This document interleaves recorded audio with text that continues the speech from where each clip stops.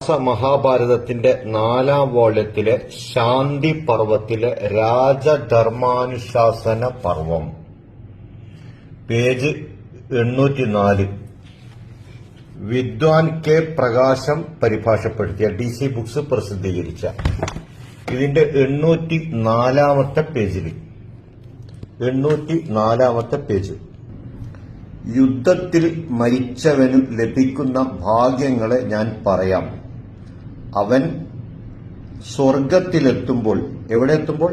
സ്വർഗത്തിലെത്തുമ്പോൾ സുന്ദരിമാരായ അപ്സര സ്ത്രീകൾ അനേകായിരം പേർ, സ്വർഗത്തിലെത്തുമ്പോൾ സുന്ദരിമാരായ അപ്സര സ്ത്രീകൾ അനേകായിരം പേർ ഓടിച്ചെന്നെതിരേറ്റ് ഇദ്ദേഹം എന്റെ ഭർത്താവാകണം, എന്റെ ഭർത്താവാകണം എന്ന് ഓടിച്ചെന്ന് കൂട്ടിക്കൊണ്ടുപോകുവാൻ തിരക്കിട്ട് മുന്നോട്ട് വരും.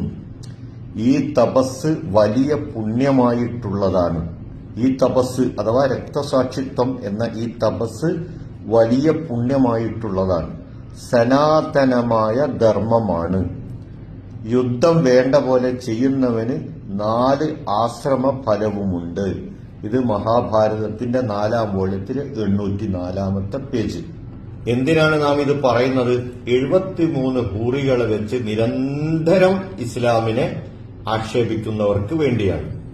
അല്ലാതെ മഹാഭാരതത്തെ ആക്ഷേപിക്കാനോ പരിഹസിക്കാനോ അല്ല. മഹാഭാരത ഗ്രന്ഥത്തെയും നാം ആദരിക്കുന്നു.